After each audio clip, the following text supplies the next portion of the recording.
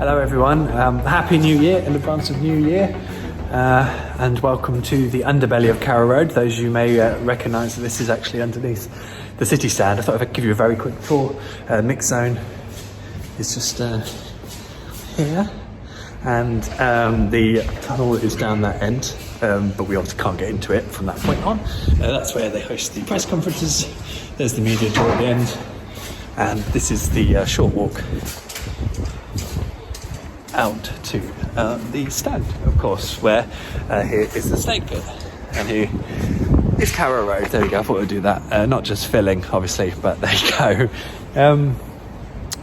The last game of 2019 has been quite a year, of course, quite a decade too, but it finishes with Norwich City picking up a very decent point against Jose Mourinho's Tottenham. A Tottenham side who I would say were fairly disjointed today. I would say they were also below par in terms of their players that were missing, of course. They had a few out. Jose made a few changes, and they were a little bit shy of probably where they would have expected to be. But I wouldn't necessarily take anything away from Norwich, who moved the ball around with purpose from kick-off. They were very good in a lot of the things that they were trying to do. Attacking wise, I thought defensively they were pretty secure. I think they did give away a few chances, some really good sights of goal, that is fair to say, especially when you're talking about Dele Alli and Harry Kane up front. There's a few chances there that they probably would have been expecting to take. But Norwich and their luck probably in a lot of circumstances, and I think off the back of a really galling Boxing Day at Villa Park, where Norwich were the best team for most of that game and got undone by one sort of semi-switch off, really. It was nice to see them get this point. It's tricky though, and it's tough because they led twice in the game. They should have been 2-0 up at half time, really, thanks to a VAR overturning Timo Pukki's goal for offside when Norwich were already 1-0 up. And you could sense from the atmosphere here that it was quite downbeat. Everyone really appreciated the efforts, but they probably felt that Norwich had done enough to win it, and to lead twice you'd have hoped they would go on to win it. And then also I think that VAR call and a few others probably just didn't play well to the reception for the final whistle. So Norwich got lucky today to a degree, because the goal that put them 2-1 up in the second half was a pretty comical own goal. There were other instances where, without Norwich City yellow tinted glasses, could have also gone in Tottenham's favour. So Jamal Lewis claimed a foul, and I mean, I've looked at it a few times. It's like, well, yes, I can see where it would have been a foul without being close to it. It's hard to read it. Obviously Jamal thinks he was fouled. If it's not a foul, I don't understand why he's been booked for something that was probably fairly obviously a handball that denied a clear goal scoring opportunity. I mean, Christian Eriksen then puts in a beautiful free kick, but a lot of the Norwich defenders mentioned how far back the wall was, and again I haven't seen that back, but if it's 15 yards, that's a little bit further back than it needs to be. So there's obviously issues there. As someone who really wanted VAR to come in, I thought it could do a really good job, like it did in the World Cup, of just eradicating stupid errors that people complained about because the referees didn't get to see it once or twice or three times yet. We in the press box could see it 10 seconds after the incident. That's what VAR should be dealing with. It should not be drawing lines where even when you see the lines drawn, it looks like Timo Pukki is still onside. And it takes a few tenths of a second to kick the ball, which is therefore going to make a massive amount of difference to where the still is and where these pixels are. We're talking about a player whose whole body is basically behind the defender apart from his shoulder, because he's obviously having to lean in because he's making a run. It's just broken. Now, you can't change that mid-season because it would the rule is the rule. But that's just unworkable and not something that continue in its current form. Whether you introduce a margin of error, whether you look at it draw a line and then judge it. Maybe you draw it by the line of the feet and give it a certain, forget what parts of the body you can score with. Just do something that is practical, because at the moment, I can assure you, there are fans at grounds across the country who think it's crap, and it's making their football experience horrendous compared to what they're used to. And again, I'm saying this by someone who loves the idea of VAR and correcting genuine injustices, but it's not doing that, it's creating them.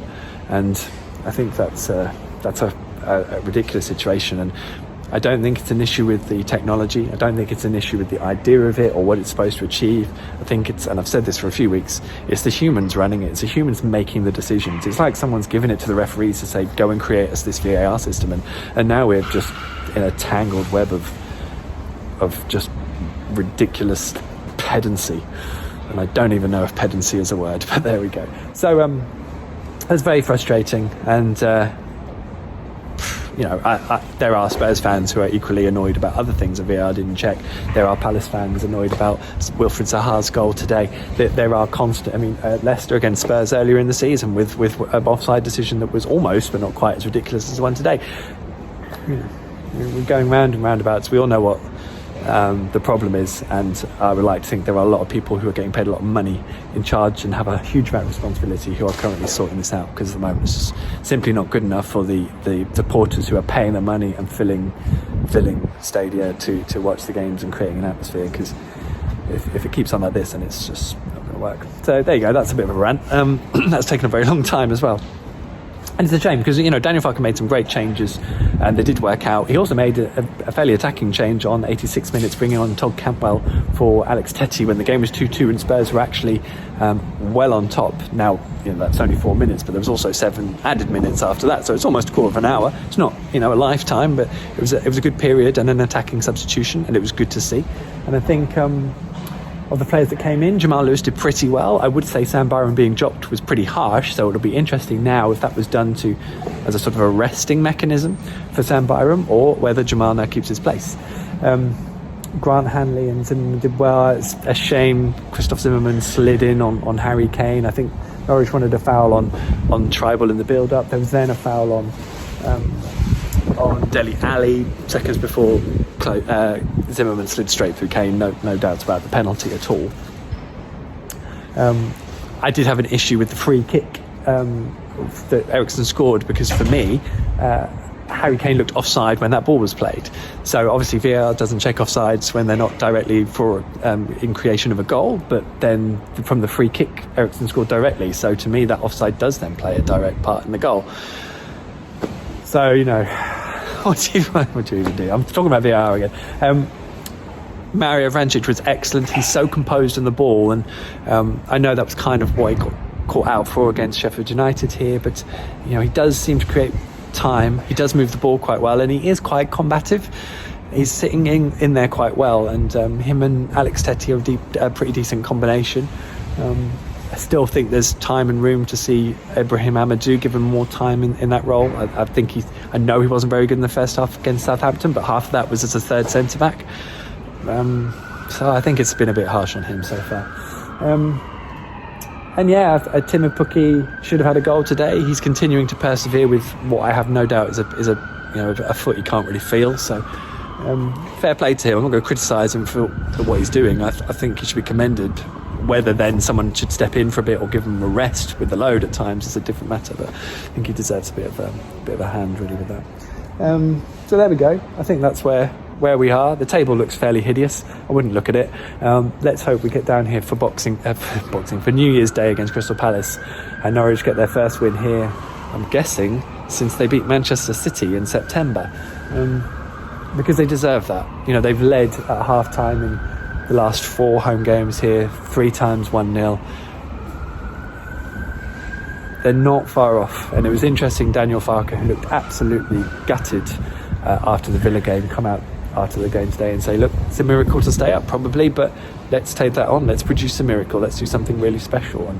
And it'd be really good to get a positive result that maybe puts a bit more belief, because you can have all the belief and really sustain that as much as you want, but you need the results to really back it up. And we all know what the realistic position of Norwich's situation is.